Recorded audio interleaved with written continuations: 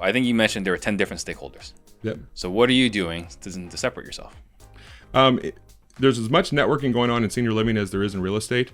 And you're going to sit, if you decide to make this part of your business, you're going to sit through meetings and like almost like a RIA event, but for senior living. I've sat through speeches and talks about the incontinence problem, right? So it's not real estate, right? How knee surgery, like literally what incontinence is. We're literally incontinence, okay. right? I thought you were using something like figurative, like no, incontinence in real estate. No. It's actual incontinence, and so goodness, it's a different world, right? And so how we lead and how we talk as real estate investors and look at the size of my check and all that crap, it is not the way it's done in senior living. I've been doing it for 10 years, and if you don't come with love out of the gate and how you can help and be collaborative, you might as well not start.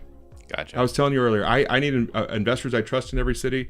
Just having a warm-bodied investor in every city is easy. I need someone that's going to go through this to understand what's going on with these families, because if you're going to go out and have success, you need to go out and network in senior living. And so what I was telling about, there's hundreds of jobs that will be networking in senior living. Some guys sell grab bars. Some guys sell ambulatory products where they help pick you up, ramps, 100 different items. But the 10 that I teach people how to find, and we'll talk about some of them, are the ones that have been fruitful for me. So what I want to do is help speed this along. If I had this training back in 2011, I wouldn't have taken lunches and breakfast and coffees with people that did not ever give me deals. All right. Yeah. And so the stakeholders, there's about 10 of them that are having the tough conversation with daughter Judy. That's my name for her. Daughter Judy is the adult child of the senior moving in. It's normally mom, but sometimes it's dad. Daughter Judy is having a rough time. Do you ever hear the term being quartered? Back in the horses. With horses, yeah. How they would torture somebody. Mm-hmm. That's daughter Judy. There's usually multiple. Well, let's just explain. Yeah. What being quartered is. Being quartered is when to kill you, they would hook a horse up to each arm and to each leg, and they'd pull you separately until you died. Mm-hmm. Not a good way to go. Not the best way to go. Not the best way to go. There was that or disemboweled. Like those are the two ways. Yeah. Right. Well, I think you get disemboweled after they quarter you. Yeah. Right? And so daughter Judy's having a rough time of it. There's always one adult child where the most of the burden falls on them. Yep. And I lovingly call her daughter Judy. We used to call her daughter Karen, but the word Karen's had a rough year and a half, so we changed it about daughter Judy's in over her head. There's no training for her. And let me just tell you the 4 quarters of what's happening to Judy. We just found out mom has to move into senior living.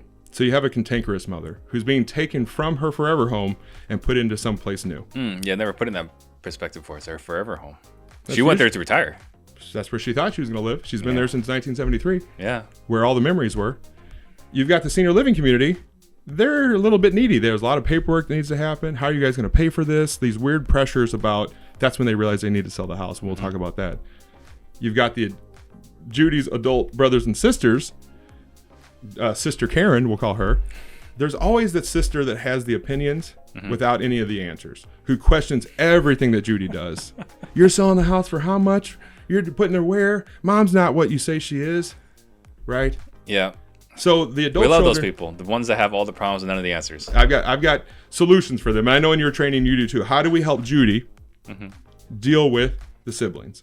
Then the fourth one is Judy's a married woman, usually with kids at home still and a life, and she's got a needy husband at home who's like, he's missing his wife, and she's being pulled in these 4 directions, and all of those pressures are on daughter Judy to try to fix the problem. And so if me and you were brothers and we found out today that mom has to move into senior living, number one is, where's mom going to get the best care, right? We just got bad news from the doctor.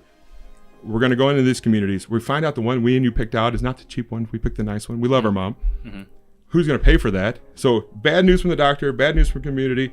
Then the last straw is everybody knows a realtor. And the realtor comes into Mom's Forever Home and says, clean this place out, do this list of rehab items, and we'll put it on the market. And yes, then we can get that big Zillow number that you saw, right?